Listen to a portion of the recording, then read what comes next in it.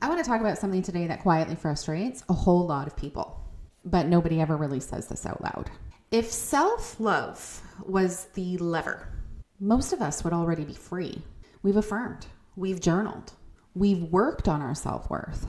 We have tried to choose ourselves, and yet relationships still feel hard, boundaries still feel loaded, and healing still feels like it loops. So today I'm going to name something very clearly.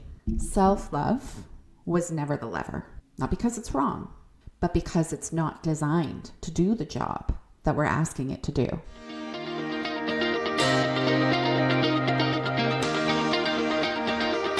Hi everybody, I'm Jackie Faber, and I cover the full range of personal development, from attachment and the nervous system to spirituality and identity and embodied self-leadership.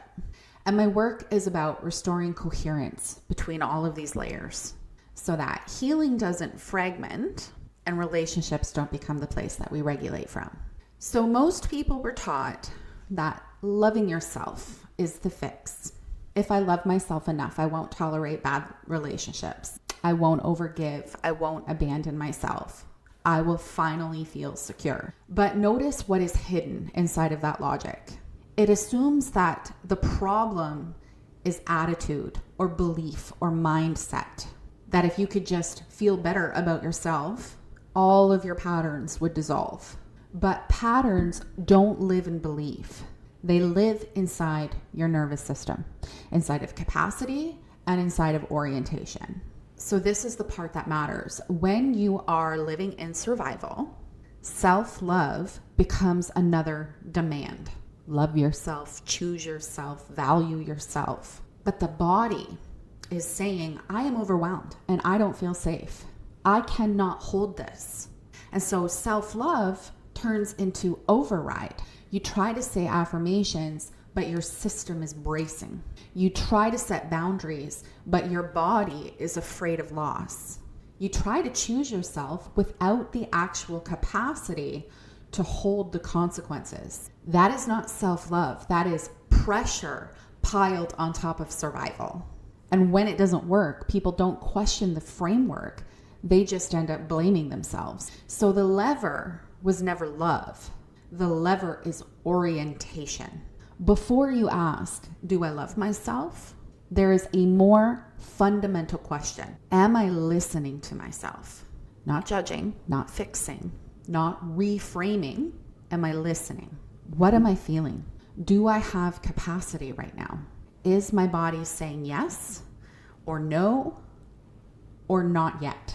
And this is where change actually begins. When the body is heard, it doesn't have to scream.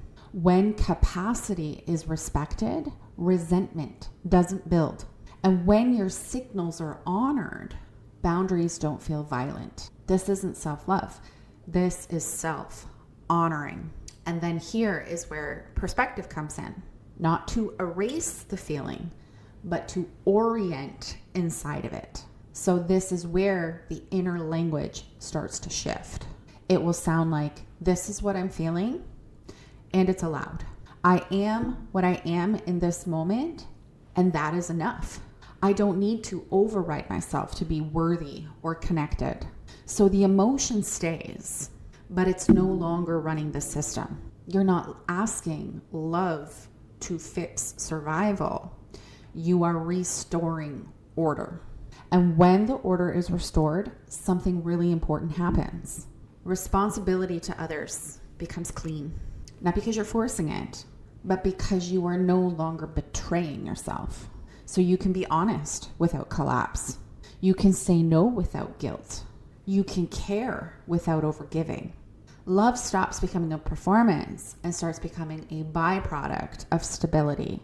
So if self-love hasn't been working for you, I promise you're not broken.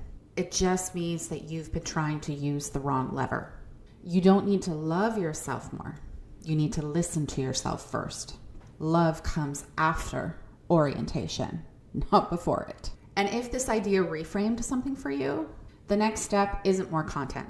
I wrote my recognition manual for people who are ready to stop looping and healing and start living from orientation instead of self-improvement. It is not about fixing yourself. It is about learning how to hold yourself. I will include the link in the video's description. Self-love was never meant to fix survival. Orientation comes first, capacity comes first, and listening comes first. When that order is right, love becomes a byproduct.